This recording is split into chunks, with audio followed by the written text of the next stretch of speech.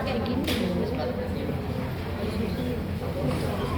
Biasanya kemana? Nyari makan. Makanan. Biasanya kalau makan kemana? Ke film apa? Waduh.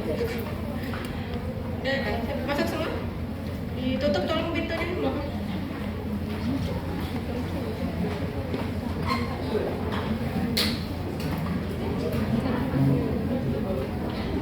Sudah kuliah prosto belum ya? Belum kuliah prosto sama sekali. Jadi kuliah ini adalah pembuka untuk prosto, yaitu efek atau konsekuensi dari kehilangan gigi.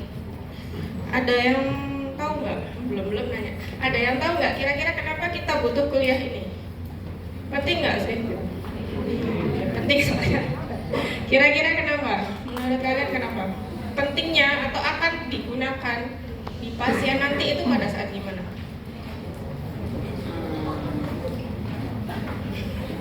Yang lain, silakan. Ada yang mau ngomong kata?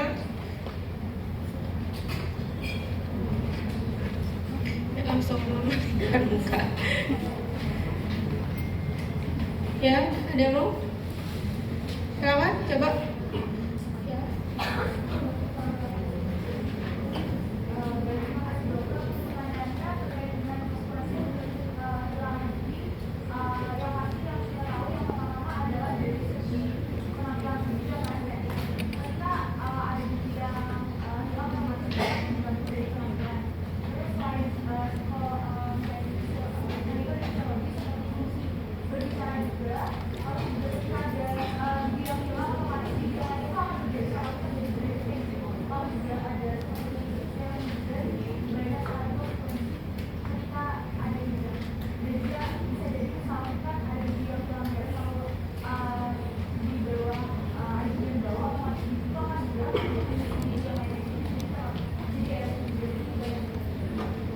Itu rangkuman kuliahnya ya. Kalau misalnya mau istirahat mau keluar boleh nggak apa-apa. Jadi boleh beneran, ini beneran nggak apa-apa, tinggal absen ke Richard aja. Itu rangkuman. Sebetulnya itu memang rangkumannya. Cuma pertanyaan saya adalah kenapa kok kita butuh tahu hal-hal yang tadi disebutkan oleh siapa namanya? Danika. Kenapa kok kita butuh tahu itu? Edukasi ke pasien. Nah, mengedukasi pasien. Jadi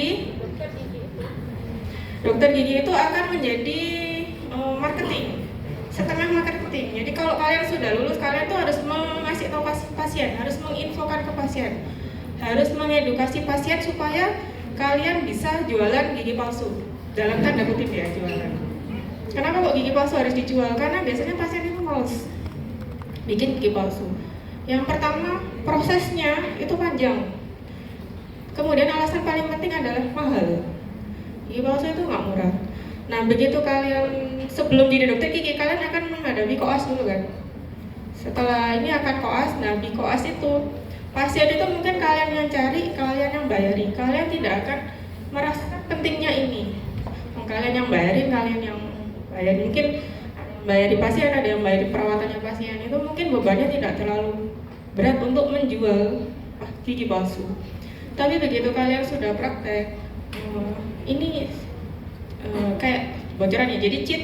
Jadi kalau jualan gigi palsu dalam tanda kutip itu untungnya besar.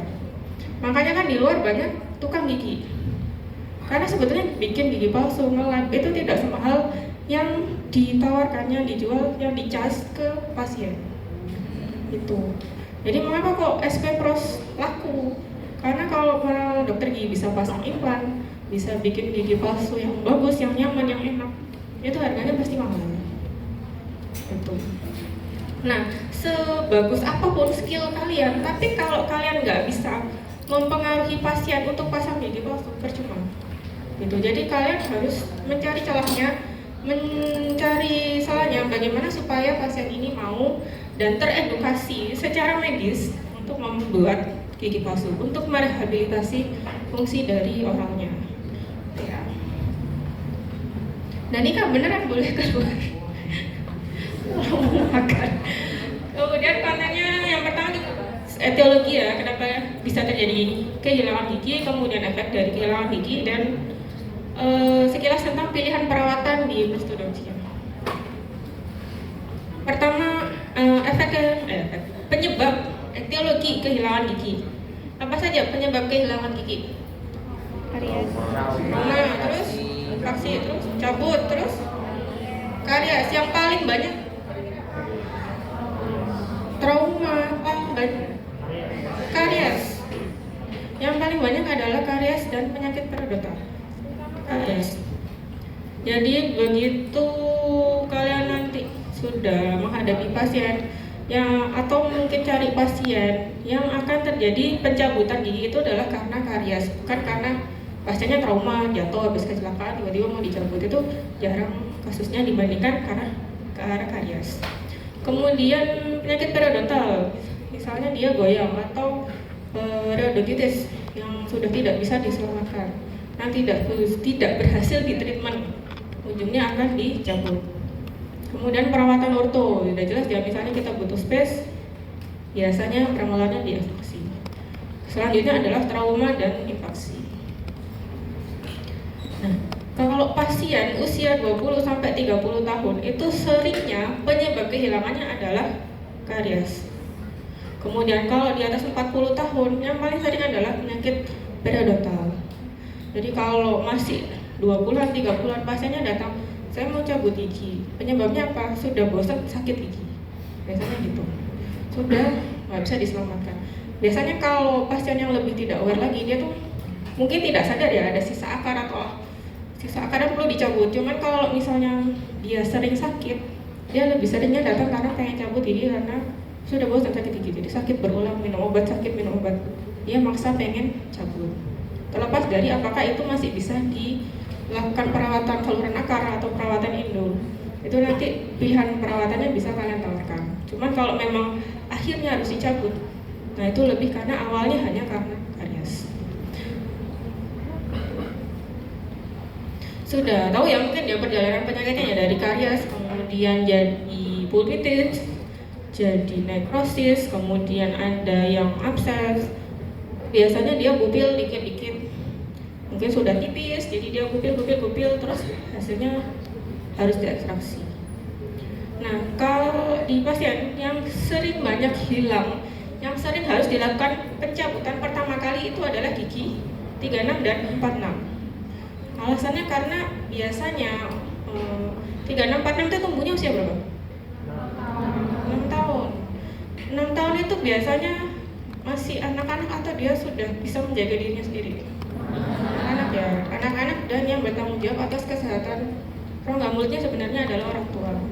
Nah, yang menjadi masalah adalah orang tuanya ini tidak teredukasi atau tidak aware kalau gigi 36 dan 46-nya itu sudah tumbuh.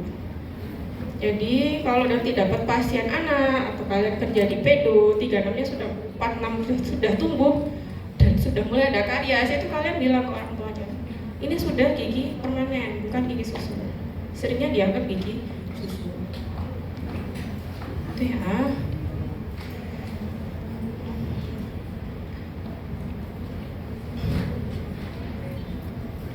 Kemudian penyakit periodontitis. Penyakit periodontitis ini dari gingivitis ya.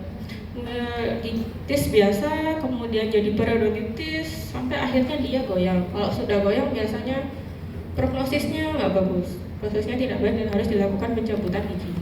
Apalagi kalau pasien di atas usia 40, di atas 50, ada kebiasaan buruk, ada penyakit sistemik, dia merokok, dia ada diabetes, ada minum alkohol atau hanya udah bawaannya udah jelek. Biasanya di perio udah ya, di blok perio kan sudah ada ya. Kalau sudah ini nggak berhasil, ini nggak berhasil, ini nggak berhasil, ya ujung-ujungnya dicabut. Kita ke efek dari kehilangan gigi ya, yang tadi sudah disebutkan. Kira-kira apa aja selain yang tadi disebutkan? Ada lagi nggak? Ini jadi pasien yang kalau kehilangan gigi depan mungkin seperti ini ya, dia kayak masker malu. Tapi kalau gigi belakang, apakah pasien akan terganggu estetiknya? Ya, apakah pasien mau pasang gigi palsu? Tergantung, bisa ya, bisa nggak tergantung kan. Kalau depan mungkin lebih gampang, kalian bilang ini kan malu, ini kan jelek. Kalau senyum kelihatan, kalau ngomong kan belakang gigi M1 bawah biasanya ya udahlah nanti aja, nggak apa-apa, dibiarin aja gitu ya. Estetik jelas ya. Ini kalau misalnya berpengaruh pada pasien yang memang sudah ada bawaan gangguan psikologis, dia akan jadi lebih tertekan, lebih berat lagi. Kalau terutama akan mengalami kondisi sosial ekonomi pada pasien yang memang sosial ekonominya bagus. Tapi pada pasien yang sosial ekonominya rendah, kalau penghasilannya memang tidak cukup untuk melakukan perawatan gigi, biasanya dibiarkan. Nah, memang beda kasusnya kalau beda. Tapi kalau pasien yang sosial ekonominya tinggi, tuntutannya terhadap estetik makin tinggi juga, semakin relevan. Misalnya kalian mau bikin GTJ pada gigi anterior, itu akan susah karena menyamakan warna giginya lebih susah, atau bentuk giginya lebih susah. Kemudian gigi depan di preparasi kalian, bayangin ya preparasi kalian yang kemarin kayak gitu, keriting semua, dilakukan di gigi depan, rasanya protes semua. Kok gini, kok dalam, kok ngilu gitu. Kalau gigi belakang mungkin nggak kelihatan pasien, oh iya, udah dikurangin. Cuma kalau kalian preparasi gigi depan, tiba-tiba pasien bawa kaca, ini dong, kan lebih berat tantangannya, lebih susah kalau gigi depan. Tapi memang lebih gampang untuk bilang kalau ini butuh gigi palsu. Kemudian gangguan bicara.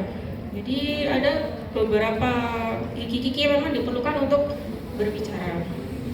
Kalau untuk kehilangan 1 gigi, 2 gigi mungkin tidak berpengaruh ya. Tapi kalau misalnya pasien GTL, gigi tiruan lengkap yang hampir 10 giginya sudah, begitu dikasih dipasang gigi palsu yang baru, itu akan butuh adaptasi untuk berbicara menggunakan gigi palsunya. Tadinya yang dia pelat, mungkin saat pertama pasang gigi palsu lebih pelat lagi. Tahu pelat? Pelat apa sih? Cadel. Cadel. Kalau dia nggak ada gigi, dia cadel. Begitu pasang pasti lebih cadel lagi. Nggak langsung kemudian ngomongnya jadi lebih, pasti butuh adaptasi.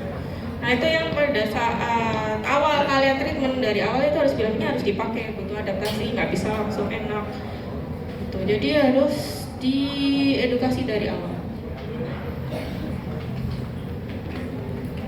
Nanti coba dulu ya, beberapa huruf ini ada di rongga mulut kalian, bisa dicoba sendiri.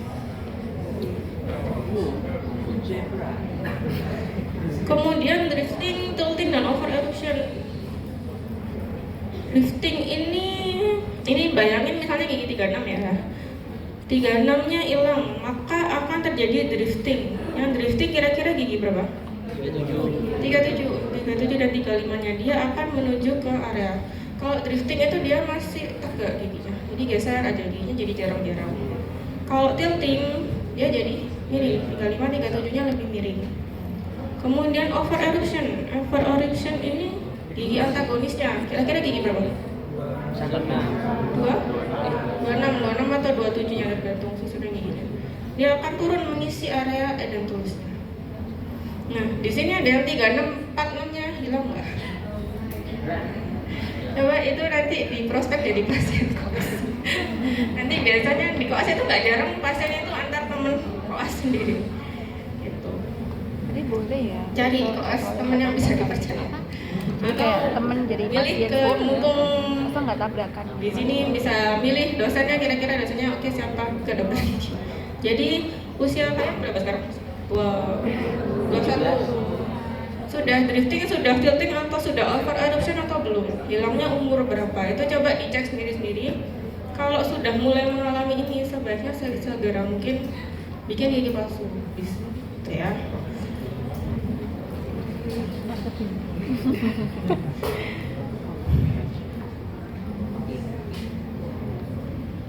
Nah, over eruption ini terjadi karena gigi memiliki kecenderungan alami untuk tumbuh terus-menerus.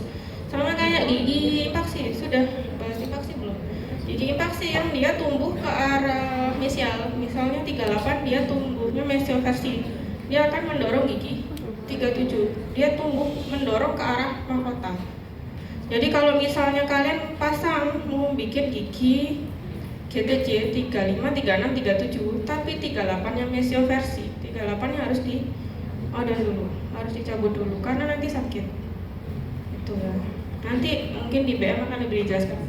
Jadi gigi itu tumbuh ke arah maksa. Jadi kalau atas dia akan tumbuh ke bawah, ke atas. Over eruption ini bisa terjadi disertai pertumbuhan tulangnya, jadi tulangnya ikut atau tulangnya nggak ikut. Gitu. Kalau misalnya tulangnya ikut tumbuh, ini lebih susah lagi kalau mau dibuatkan begitu, lebih berat.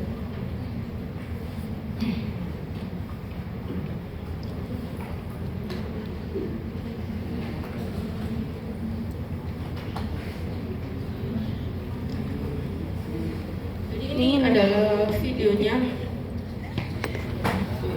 Coba dicek ya, mana yang drifting, mana yang tilting, mana yang over eruption.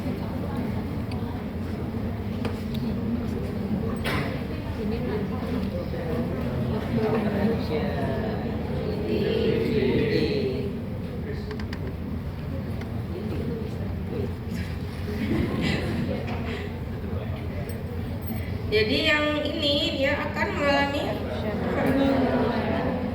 over eruption. Ini juga akan setengah over eruption, setengah tilting. Ini tilting ya kalau sudah miring gitu.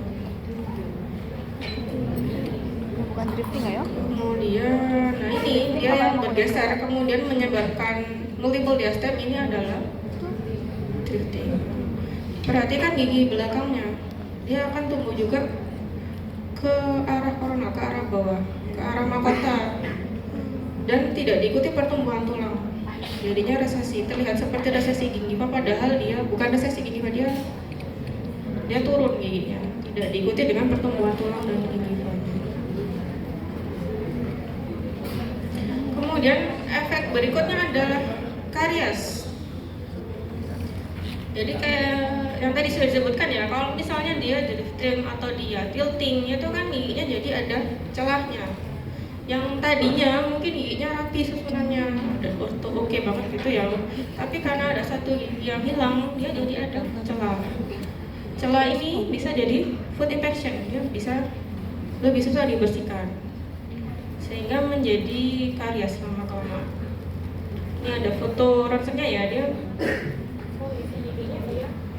sebetulnya over erupsi, tapi karena ada space, ada celah, ada titik yang mungkin dia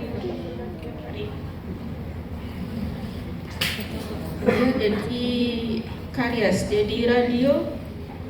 Ada lulusan apa radio Pak?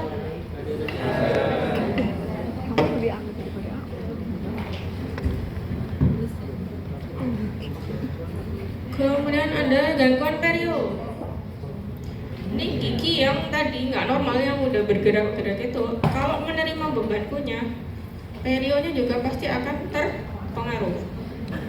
Kemudian sebelum jadi kalkulus, dia mungkin jadi plak dulu, ada kalkulus dulu, karena pembersihannya jadi lebih susah. Kemudian bisa resesi gingiva, ya tadi sudah turun gitu kan, jadinya resesi. Turun banget, bisa jadi foundation involvement, hingga akhirnya dia bisa jadi goyang. Lama kelamaan ujung-ujungnya akan dicabut lagi, makin banyak yang hilang. Itu ya. Ini yang senang adalah dokter BM dan dokter prostonya.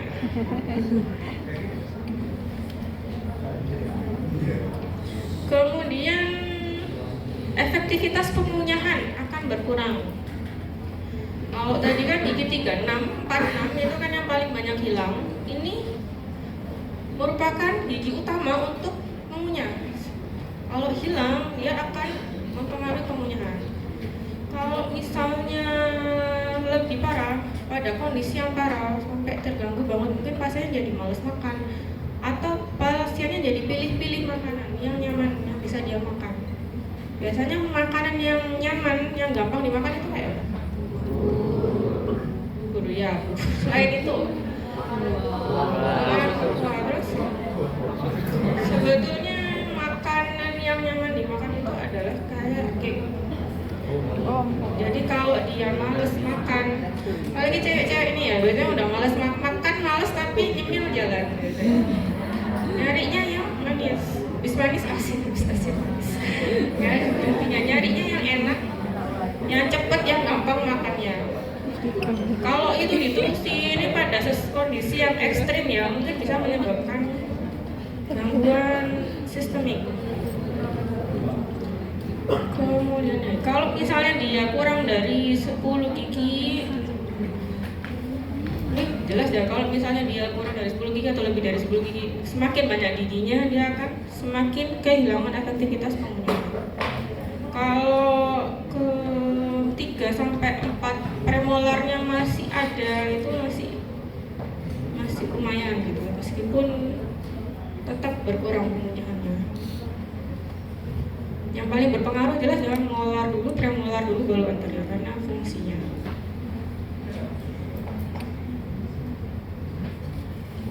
Nah ini yang tadi dibilang. Jadi kalau misalnya dia makannya jadi yang pilih yang enak, pilih yang bubur-bubur aja, yang empuk aja, minum jus aja, dia akan kekurangan serat, kekurangan real foodnya.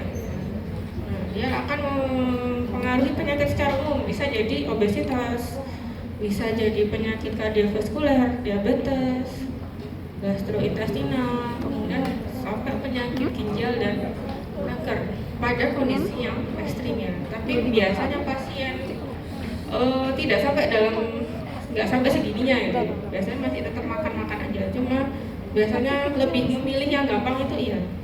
Apalagi kalau semakin banyak giginya yang hilang, dia semakin memilih yang ya udah yang bisa dimakan yang mana aja, yang pokoknya kenyang, pokoknya enak, tidak memperhatikan nutrisi. Gitu. Kalau misalnya nanti sudah koas ya, sudah ngerjain pasien, kalian akan bingung lihat pasien nggak ada giginya, tapi nggak pernah bikin gigi palsu, tapi bisa makan. Makannya gimana Pak? Ya makan aja bisa. Coba nanti di list makannya dimakan apa? Bisa mempengaruhi kesehatannya. Kemudian adalah bisa menyebabkan kehilangan tulang alveolar, penurunan tulang alveolar. Jadi setelah diekstraksi, setelah pencabutan, pada saat hari H atau 2 hari, 3 hari itu mungkin ketinggian tulangnya masih tetap masih tinggi. Tapi seiring berjalannya waktu akan terjadi resorpsi, sehingga ketinggian tulangnya ini akan turun.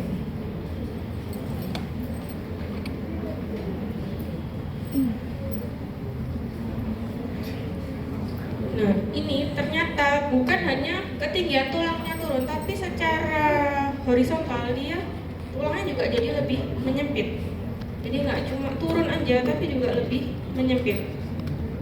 Ini terjadi karena resorpsi tulang, mengkompensasi soket yang sudah kehilangan akar giginya.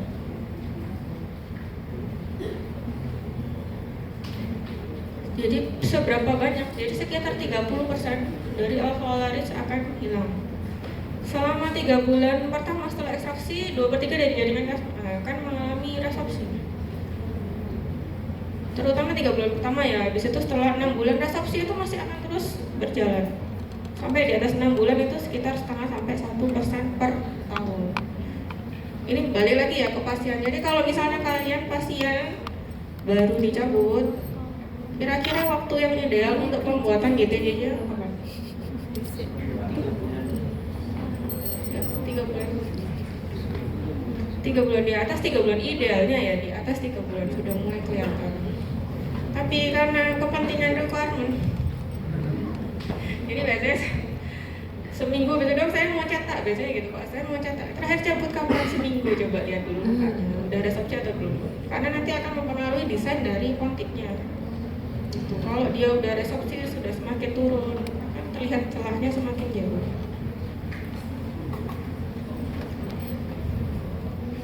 Kemudian resorpsi ridge alveolar lebih parah di sisi bukal daripada di lingual. Jadi lebih cepat habisnya di depan di bukal daripada di lingual. Sekitar 2 mili lebih di sisi bukal daripada di sisi lingual. Itu ya, dari 12 bulan pun masih terjadi resorpsi, terutama pada 12 minggu pertama. Selanjutnya adalah kehilangan dimensi vertikal. dimensi vertikal ini nanti ada kuliahnya lagi ya di GTA. Jadi dimensi vertikal ini adalah jarak antara dua titik. Satu diambil di hidung, ujung hidung, satu lagi di bagian yang dapat digerakkan. Biasanya kalau prostokok kita ngambilnya di dagu atau titik terluar dari dagu. Ini kalau GTC mungkin tidak akan terpengaruh ya, nggak akan yang pasiennya terus jadi turun jadi lebih dalam. Cuman kalau pasien GTL, pasien full dan tulus, dia akan terlihat bahwa DVO, dimensi vertikal occlusal ini akan mengecil. Efeknya apa kira-kira kalau dimensi vertikalnya mengecil? Apa dia? Asimetri. Asimetri terus? Lebih apa? Kira-kira apa lagi efeknya kalau DVO-nya menurut mempengaruhi apa? Pengaruh nggak sih? Mempengaruhi apa? Kenapa? Penampilan, mempengaruhi penampilan. Pasiennya jadi lebih kelihatan tua, lebih kelihatan tua, lebih terlihat kayak cemberut gitu ya. Sudut bibirnya juga akan turun. Kemudian bisa menyebabkan angular selitis di sudut mulut. Ini kalau misalnya tidak ada tulus full pun, misalnya hanya gigi posterior tapi hampir semua posterior ini juga bisa terjadi. Anteriornya lama-lama juga akan terpengaruh jadi dia turun. Selain itu bisa menyebabkan MG disease. Ada yang punya kebiasaan makan satu sisi? Setelah udah masuk FKG masih makan satu sisi? Kalian coba cek plaknya, coba cek kalkulusnya, dia ngumpul di satu sisi atau enggak? Bisa ngecek sendiri kan ya? Jangan sampai terjadi TMJ disease, TMD. Jadi kalau hilang satu gigi 36 itu sisi kanan apa kiri?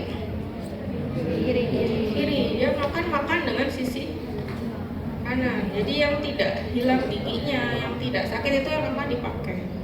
Dan itu ke bawah terus menerus sehingga beban beratnya ada hanya pada sisi itu aja, menyebabkan dia nyeri di TMJ-nya. Nah itu disebabkan karena kepala prosesus condylaris. Prosesus condylaris itu di mana? Yang kondalnya itu ya, kondalnya itu menekan fossa glenoid. Sini ya, jadi ditekan. Ini ada telinga, di depannya ada tonjolan telinga. Coba kalian buka tutup. Ada yang berasa menonjol di situ. Nah itu adalah prosesus condylaris. Kalau menekan satu sisi terus, itu akan menyebabkan cartilago diskus articularis. Cartilago ini kan jaringan lunak ya, yang melapisi si fossanya ini. Bantalannya ini yang akan sakit. Nah yang clicking udah dicoba. Biasanya dia clicking dulu, atau dia nyeri dulu, atau dia popping dulu. Nanti coba di closing ya. Nanti di blok 12 ada lagi, ada kuliahnya. Bedanya clicking sama popping kayak apa soalnya?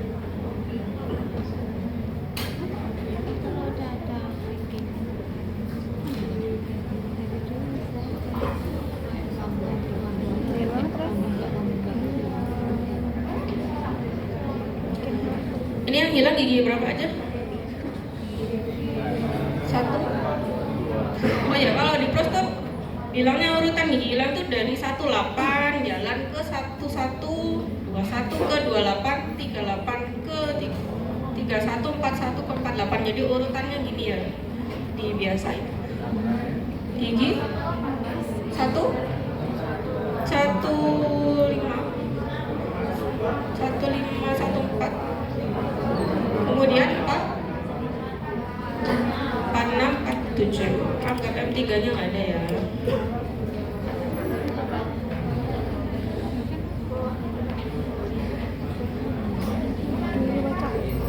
Nah, ini TMJ nya di sini. Bentar. Ini otot apa?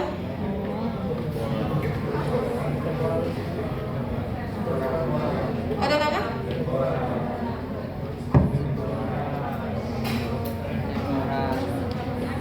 Ya, otot temporal. Ini bisa dirasain ya, coba kalian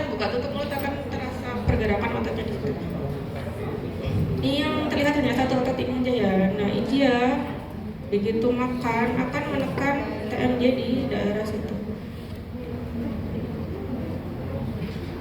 Selain TMJ-nya yang ada nyerinya, kalian mengamati ada perubahan lain nggak?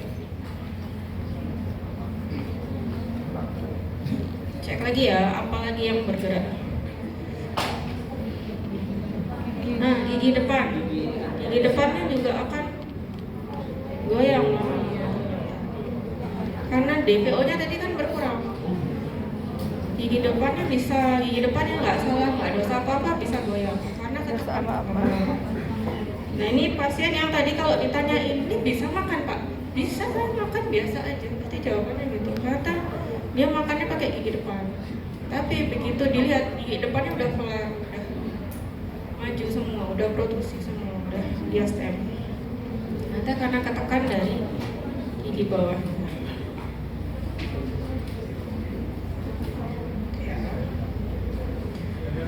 Yang dirasakan pasien apa? Nyeri sendi. Jadi pada saat buka tutup mulut itu nyeri.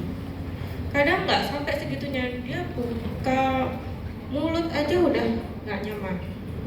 Buat makan mungkin trismus ya, terbatas buka mulutnya. Kemudian dia clicking, cetik. Gangguan kemunyahan, sakit kepala, sampai pusing, sampai nggak enak. Nyeri leher atau bahu, tinnitus ini apa? Apa?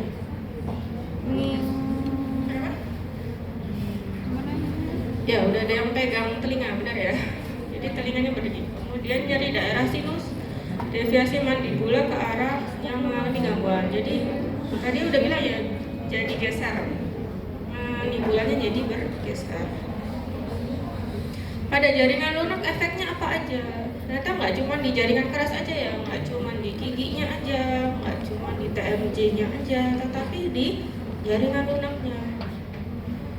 Jadi ruang kosong yang tidak diisi, tidak ada giginya ini lama-lama akan terisi oleh jaringan lunak. Jadi kalau misalnya 3, 6, 3, 7 hilang, lama-lama dia mukosa pipinya itu akan menonjol ke area itu. Kalau masih normal biasanya tidak mengganggu, tapi kalau misalnya kalau kondisi yang parah ini misalnya kita pasangi gigi palsu, ini mulutnya tuh kayak menolak, jadi kayak dia lepas terus karena dari jaringan lunaknya yang tumbuh berlebih tadi. Pilihan perawatannya apa aja? Kalau prosto KTJ terus KTA itu yang di koas kerjaan saat ini ya, GTJ, GTL sama GTS. Prostodonsi itu apa? Bisa ditranslate sendiri ya. Jadi intinya dia merehabilitasi dari fungsi rongga mulut. Itu adalah prostodontik. Kalau prostodontik itu pasti adalah spesialisasinya atau ilmunya. Sedangkan prostesis itu adalah device-nya, bahan alatnya yang dipasang di rongga mulut atau di wajah atau di bagian tubuh. Di prostesis itu bisa prostesis kaki, prostesis apa, itu adalah bahannya alatnya. Jadi prosto itu bisa terbagi jadi fix, removable, sama maxillofacial. Fix itu yang sedang kita kerjakan saat ini ya, GTJ. Kemudian di blok 12 nanti ada complete denture, GTL, dan partial denture, GTSL. Kemudian ada maxillofacial juga. Kalau fix prostodonsi bisa intrakorona, extrakorona, intrarandibular, atau GTJ. Ini menurut orang prosto ya, jadi ada kontroversi antara orang prosto dan orang konser. Kalian kerjakan only di konser, inlay only, nah itu bisa di konser, bisa di prosto. Itu termasuk dari intrakorona restorasi. Jadi inlay itu kan termasuk intrakorona restorasi. Kemudian kayak crown, nanti kita kan akan preparasi gigi 21 ya, itu kan crown. Nah, full crown seperti yang kanan itu adalah extracorona restoration. Ini sudah di konser mungkin ya. Ini village. Jadi memang ditambahin retensi tambahan untuk memperkuat dari restorasi karena restorasi itu nggak full. Cuman kalau GTJ preparasi sekarang nggak usah bikin pinlets, nggak usah bikin box, nggak usah bikin fissure tambahan. Kemarin ada preparasi bukal, kemarin tuh ada cekungan di tengahnya. Nah itu jangan ya. Jadi nanti kalau preparasi lingual, preparasi bukal ataupun lingual itu mulus aja satu bidang melengkung ini aja. Jadi nggak ada kapsnya. Yang harus berbentuk kaps itu hanya musal.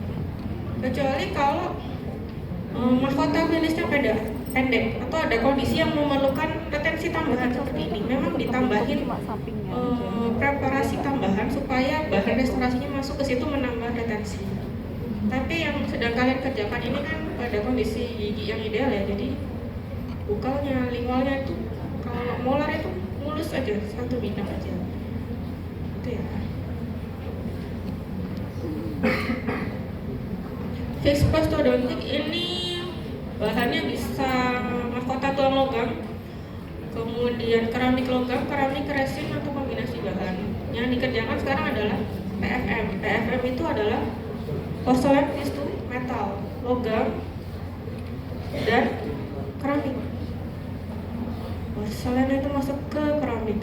Ada yang full metal, all metal. Ada yang all seramik.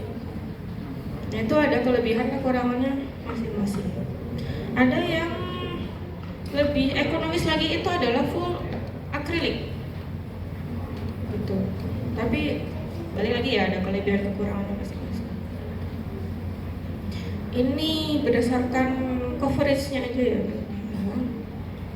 Ada full veneer crown, partial veneer crown. Kalau full veneer crown jelas ya, dikurangi semua dibikinin mahkota jaket, mahkota crown, jadi diselubungi semua. Kalau 3/4 hanya 3/4, reverse 3/4 ini bagiannya, mungkin lingualnya, kemudian 7/8 hanya 7/8 atau 1/4 atau veneer tahu kan ya, jadi cuma depannya aja, labialnya aja dikurangi dikit, kemudian dipasang veneer. Kemudian ada lagi yang resin bonded Maryland atau adhesive bridge. Jadi nanti ada lagi ya kuliahnya. Jadi kalau kalian sekarang kan bikinnya termasuk yang full veneer crown. Jadi jenis GTJ-nya yang full veneer crown karena semua giginya dipreparasi. Tapi ada jenis GTJ yang dipreparasi atau diambil itu hanya bagian lingualnya aja untuk retensi, dan GTJ-nya itu hanya ditempel menggunakan resin bonded. Iya, ada kuliah. Ini gambar aja ya. Yang merah ini yang terpreparasi dan terrestorasi. Bisa proximal half crown, bisa veneer, variasi ini Maryland. Jadi dia ditempel GTJ-nya yang gigi yang tengah dia. Jadi dia ditempel ke kanan dan kirinya, ke mesial distal giginya, ditempel di bagian lingual. Kemudian fixed prosthodontic ada yang intraradikular, DCC ya ini ya. Jadi kemarin kalau di konser sudah di endo, di double cast crown, ini bisa dibuatkan crownnya. Fixed prosthodontic ini sudah hafal ya harusnya ya, mana yang konektor, mana yang pontik. Udah tahu ya. Jadi ada istilahnya konektor, ada pontik, ada retainer, kemudian ada gigi button.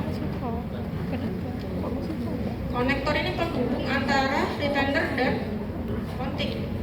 Kalau pontik itu yang menggantikan. Kalau di SL kan kalian bikin mock-up pontiknya dengan malam biru. Yang di carving itu adalah pontik.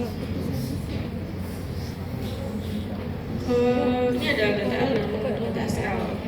Udah jelas ya bedanya, satunya sebagian, satunya full. Ada maxillofacial ya. Auricula cranial. Aurikular ini apa? Ini cranial?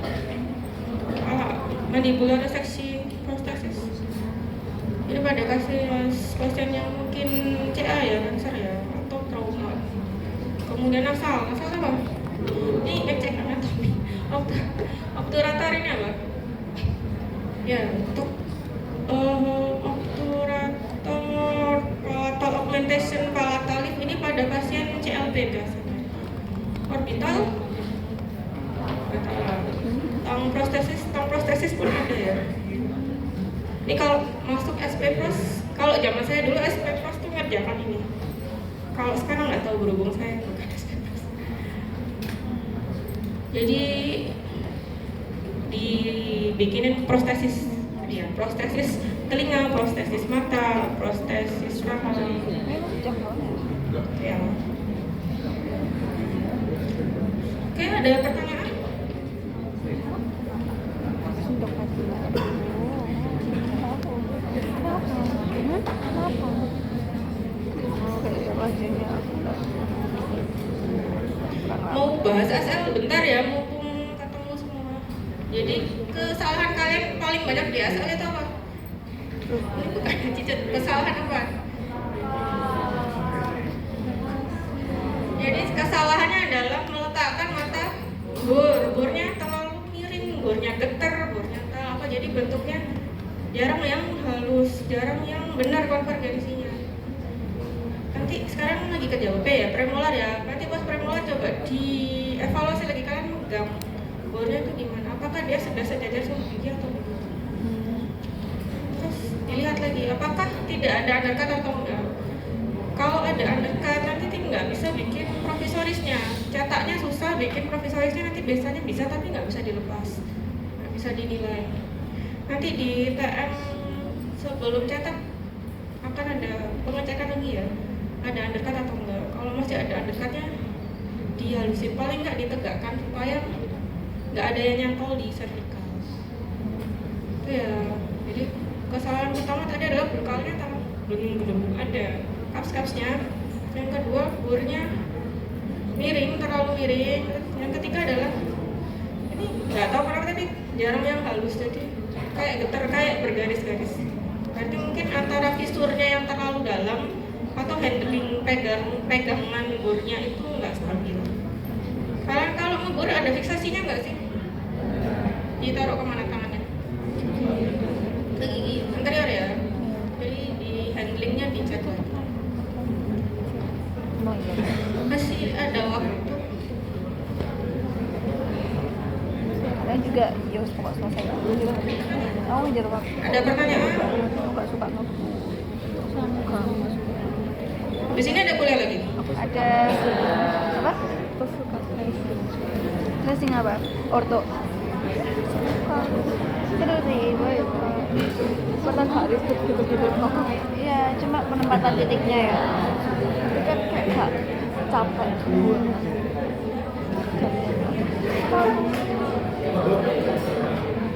Kawat juga ya.